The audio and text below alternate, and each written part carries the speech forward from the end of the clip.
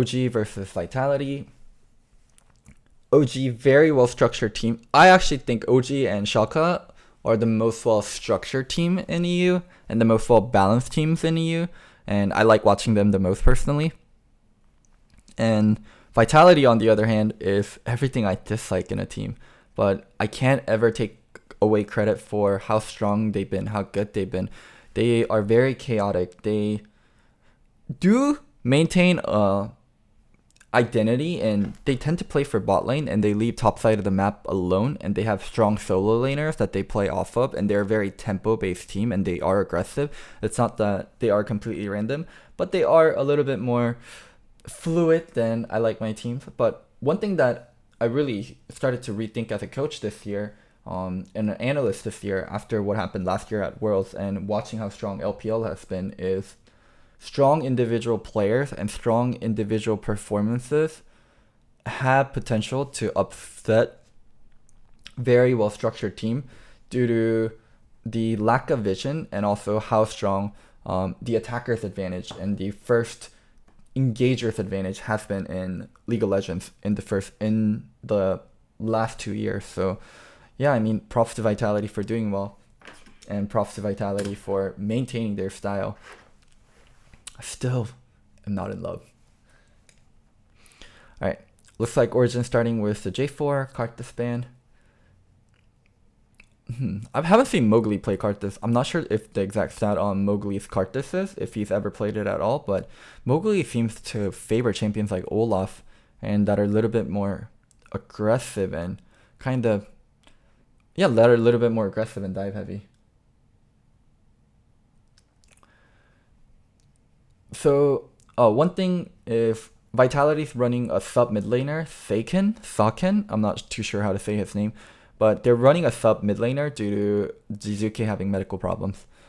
Origen opening up with first pick Draven. While this might seem strange, Attila and Patrick are both good Draven players, so they want to make sure they take Draven, and they want to make sure they have priority in bot lane, it seems like.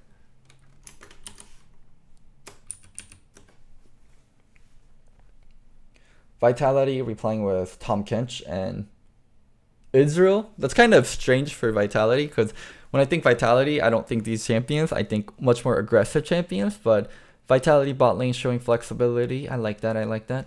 And Thresh into Tom Kench. So a lot of people are like, why would you pick Thresh into Tom Kench? You can just eat the person whoever Thresh hooks. It's never that simple, and you also have to kind of be close to the person that's getting hooked to be able to eat them properly, right? So what a lot of teams can do is the Thresh can actually just go for Tom Kench instead, and Thresh Draven just hammering down the Tom Kench while hooked will actually get the Tom Kench killed, even through thick skin. So Thresh is not that bad of a pick against Kench, and it often becomes a skill matchup or a matchup that's even favored towards the Thresh depending on the jungle. So Vlad, while a flex pick, more likely to be top lane, could be mid lane still. Zoe, just a very good blind pick, and I'm going to expect maybe a LeBlanc ban here versus when you have a Zoe to protect the Zoe pick a little.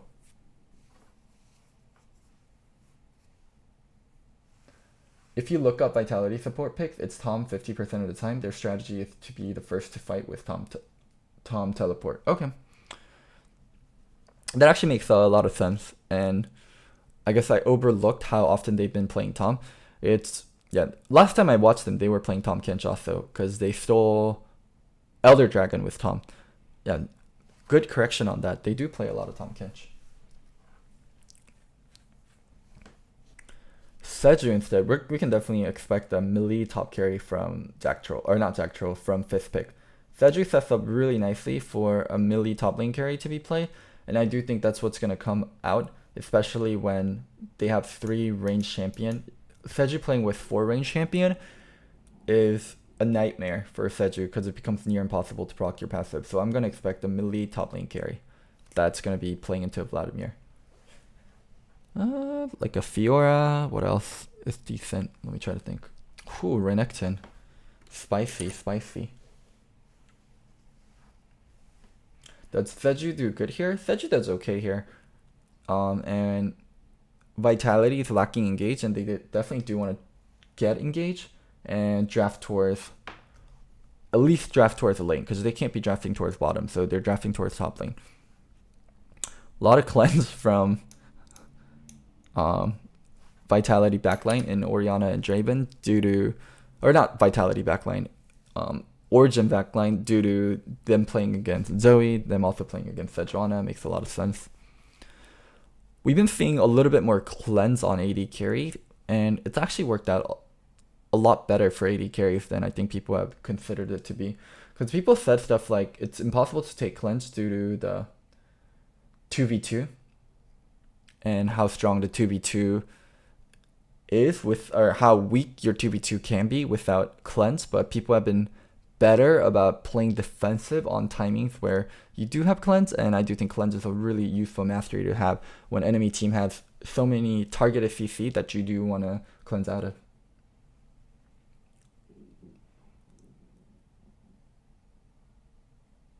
In my own, Tom should be a priority ban against Vitality, or pick Galio support to help whenever Tom starts to roam.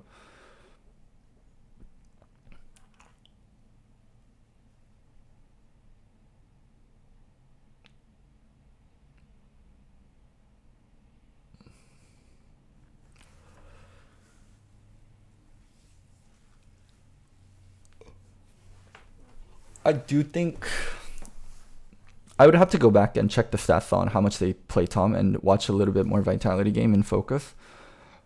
But if it is crucial to their style, then yeah, like do start banning it. Tahm Kench is a very unique champion, and no Tahm Kench, like, so what Alistar provides, right? Engage and flank. While it's good, it's not unique to Alistar. There's other champions that provide that. It's just Alistar is currently the best melee champion at team fighting, at engaging, at flanking. Like Rakan, Galio in the past, and like different kind of supports in the past. Oh, that smite off. Cold actually got it. Oh, Cold didn't get it. Mitty got it. They hit at the same time. So why banning Kench versus good Kench team are so important is Kench is very, very unique in the sense that no other champion at support provides exactly what a Kench provides. The 1-3-1 priority, the ability to save people is just extremely unique in Kench. So yeah, that's why when you start banning Kench versus Kench teams, you take away a tool that they are heavily reliant on and that they've always played with, and they're suddenly kind of very lost without having Kench and being like, what should we be doing here? What should we be picking instead?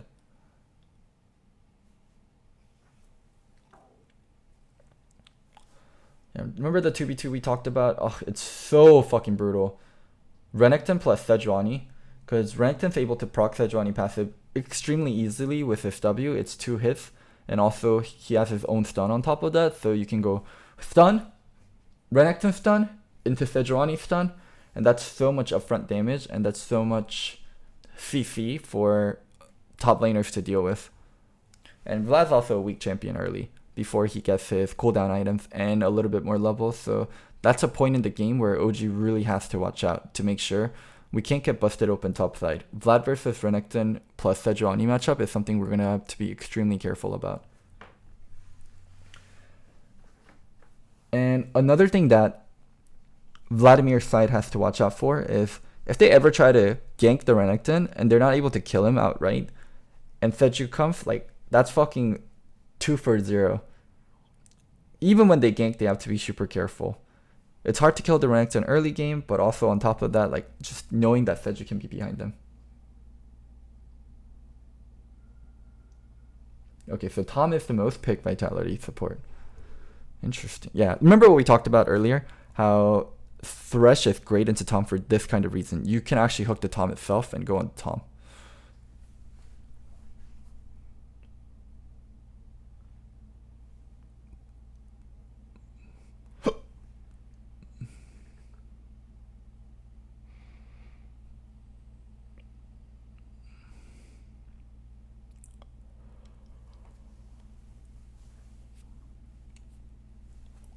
Oh my god, holy shit, if they actually took it. Damn, OG's actually doing such a great job of trying to control that blue. And keeping the blue away from Zoe while Oriana is constantly getting blue. You can see Seju had to take the blue. She definitely doesn't want to take the blue. She wants to give it to Zoe. In professional play, blue on mid laner means you're gonna get priority mid lane, and when you get priority mid lane, you can use it so many places.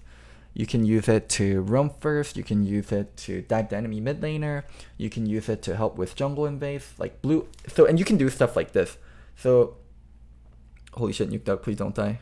Okay, so what Nuke Duck was trying to do there was, when you have blue on Orianna, right, and you're versus a Zoe, even if you can't kill the Zoe, what you can do is you can just ult the Zoe. Like in lane, you can just ult the Zoe because you're not worried about mana problems and you'll get your ult up much faster. What you actually end up doing is you end up chunking out the Zoe and you end up kind of forcing her to back, and you gain wave control and priority just by randomly ulting in middle of lane. It's a play that teams have been doing a lot on stuff like Ori, stuff like Victor, sometimes even stuff like Vladimir, to ult the enemy mid laner or the enemy solo lane, even if you don't have kill potential on them, just to get priority when you do have blue buff.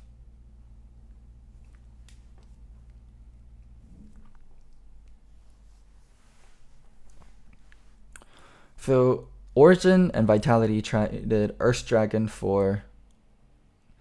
Yeah, Mithy did a good job of staying back here, able to get Lantern. So Origen and Vitality traded Earth Dragon and Herald. One thing that people talk about a lot is how strong is Herald comparison to Dragon. So there's been a lot of discussion regarding Earthdrake and how strong it is, allowing teams to be able to rush Baron, allowing teams to be able to get turrets a lot easier. And teams have just gotten so much better around playing around objective, and they realize how strong Baron is and how crucial Baron is to ending the game, so, or even getting inhibitors. So yeah, I can see actually why teams are even willing to trade a Drake, or willing to trade Earthdrake for a Herald, because Herald early means a turret. Herald early means a lot of plating. I would love to see Vitality use Herald before 14 minutes. There we go. Using Herald before 14 minutes to play for plating. Very common play. Renekton came down.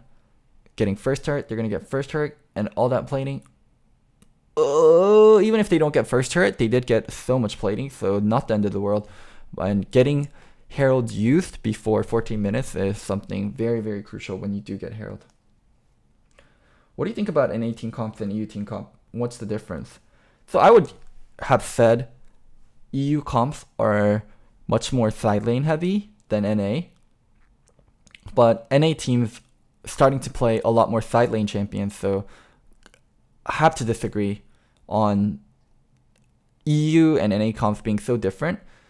And the unique to EU comps were Karthus and Jace, and with the Karthus nerf and NA starting to pick up Jace, NA and EU are starting to look more like each other. There's still a few little bit more unique EU picks in LeBlanc and Pyke support, but I'm not sure if we're going to see any more of that from EU teams. Maybe a little bit more LeBlanc, but I'm not too sure on if we're going to see more Pyke picks.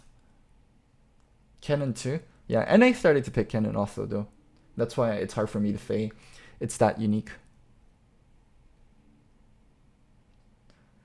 NA last week has shown a lot more improvement in terms of playing side lane, and there's a lot more teams playing side lane. Oh, the second Earthdrake, super fucking important. OG wants that second Earthdrake to be able to get Baron a lot easier and threaten Baron Rush a lot easier, and Vitality wants to do their absolute best to deny that Earthdrake.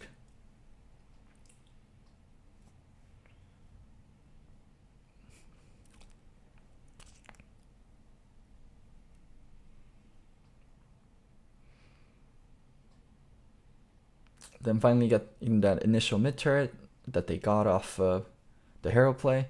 Dude, if Vitality is actually able to win this game with sub mid laner, that's fucking crazy. Zactroll getting caught out, Mithy great prediction hook, starting with first blood, and they're going to get a second Earthdrake off of this. This is so big. They're going to get this Earthdrake. Zoe's backing. There's no way Vitality can contest for this. Damn, second Earthdrake is so game breaking. It allows your Baron Rush to be incredibly fast. Like Baron Rush with 2 Earthdrake is no joke. Yeah, great prediction hook from Mithy there.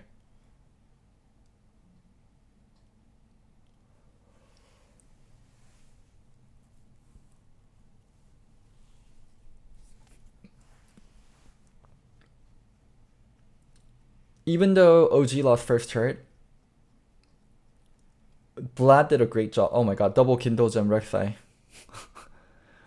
Even though OG lost close. Even though OG lost first turret, or even though Vitality lost 2 Earth streaks, they're doing a great job of actually being able to get the turret, getting the first turret bottom, replying with top turret, and constantly pressuring lanes to make sure that they are not just giving OG the game. Like when you lose 2 Earth streaks, it's so important to stay ahead on tempo and still take objectives off the map. Because if you get to a game point where it's even, and the team can start pressuring Baron or ever get Baron control once, it's so disgusting. Like we're gonna see teams melt. We're gonna see how fast OG melts Baron later, or how fast they melt the turret. Like 2 Earth Streak is so disgustingly good, guys. Like I cannot stress that enough. Watch later.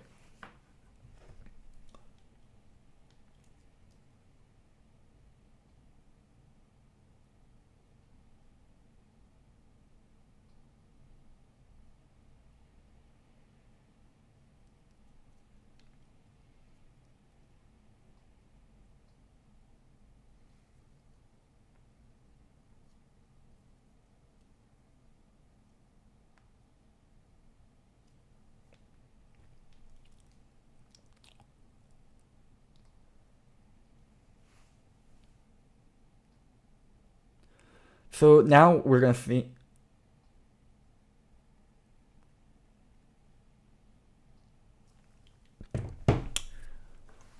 Now we're gonna see OG controlling around Baron's side. Let's see.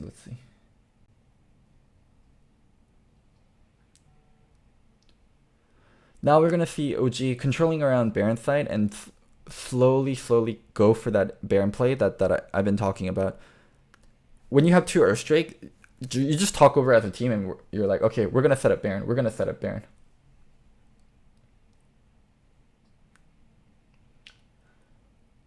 One thing that they need to do before setting up Baron is getting that first mid turret. Once they get that first mid turret, the game opens up a lot and the map becomes much wider. Getting this first mid turret is super crucial for any team trying to set up Baron and having that as their main win condition. And also, even if they don't have all the Earth Drakes in the world, because they have a Thresh, right? They do want to control Baron's side and look for picks. That becomes one of your primary win conditions when you do have a Thresh. One thing I would really love to... Yeah, there we go. That ended up being a 3v3, and also Vitality has more pressure in mid, so they couldn't commit to it all the way. OG really needs to kill this first mid turret. That's their first step in terms of opening up the game and starting to win.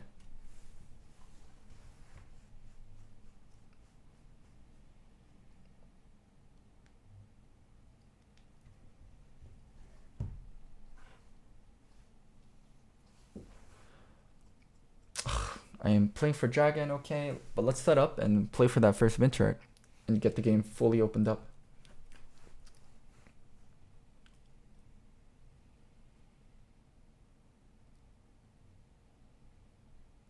What are they waiting for? They have 3 items on Draven, 2 items on Ori. Vlad has his Zhonya's. So why I don't like the game dragging on for Origen is necessarily they don't get outscaled. But right now, they're definitely at a... Okay, there we go. They're trying to do things from side lane where they need to be doing things from mid lane and getting control from mid lane. I don't like them trying to do things from side lane. Get control from mid lane and take the first mid turret. So... why I don't like the game dragging on for Origen is eventually Vitality is going to catch up, and eventually there's going to come a point in the game where Vitality also have enough items where they can also be very fast on the Baron. Looks like OG doesn't want to NA ram because they're afraid of Vitality hitting skill shots and with Zoe or Israel. I mean, if you don't push up mid and if you don't get control through mid, then the game is just going to drag. I still do think they need to go through mid. They can't get stuff done by going through top. They're trying to get stuff done by going through top, but look how hard it is, how hard it has been for them. they need to control mid. They need to get the first mid turret to actually open up the game. And until that happens, like, the game state is going to be stale for such a long time. And that's not the greatest for OG. Vitality is slowly catching up bit by bit.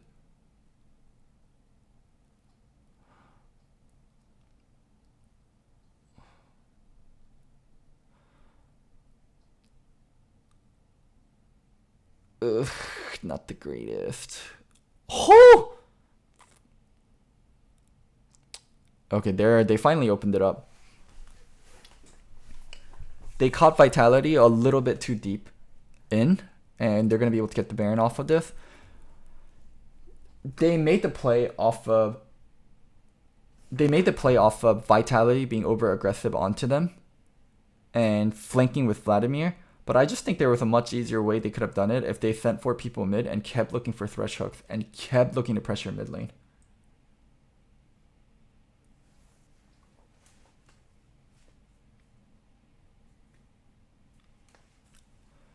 Yeah. Vitality pushed up too deep. Vlad coming in for a great ER. And then cleaning up after and allowing them to get Baron. Okay, game's finally gonna open up.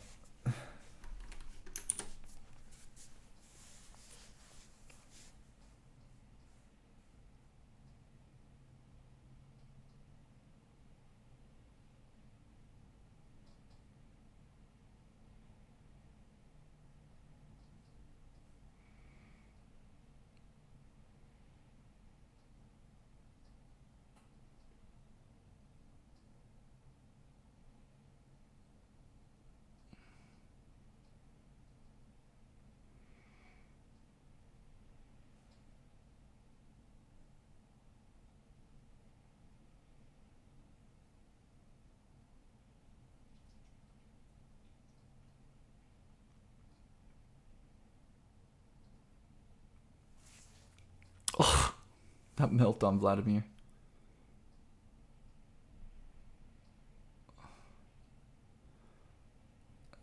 Vitality knows like the game is lost, so they're engaging into OG to make sure, I mean, they don't just get run over. I understand. Oh, man.